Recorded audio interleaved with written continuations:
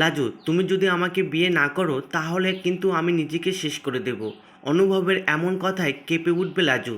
বন্ধুরা, পুরো ঘটনাটা জানতে ভিডিওটি শেষ পর্যন্ত দেখুন এবং চ্যানেলটি সাবস্ক্রাইব করে পাশে থাকুন। আগামী পর্বে দেখা যাবে সুদেব হঠাৎ চ্যাটার্জি বাড়িতে এসে অশান্তি শুরু করে দেয়। সে জানায় লাজু তাকে ডিভোর্স দিতে চলেছে এবং অনুভব লাজুকে বিয়ে করবে। এই কথা শুনে অনুভবের মা ভীষণ ভেঙে পড়েন। বাড়ি ফিরে অনুভবকে সাফ জানিয়ে দেন, লাজুর মতো একটা মেয়েকে কিভাবে পছন্দ করলে? এই বিয়ে আমি কোনোভাবেই মেনে নেব না। মায়ের কথা শুনে অনুভব সোজা চলে যায় লাজুর হোস্টেলে। সেখানে গিয়ে সব ঘটনা খুলে বলে। অনুভব জানায় তার মা লাজুকে খারাপ কথা বলেছেন এবং তাকে অনুভবের জীবন থেকে সরে যেতে বলেছেন।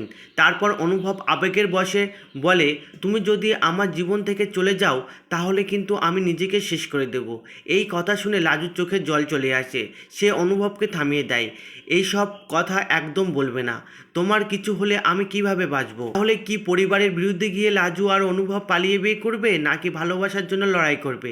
তোমাদের কি মত, পালিয়ে বিয়ে করা নাকি লড়াই করে বিয়ে?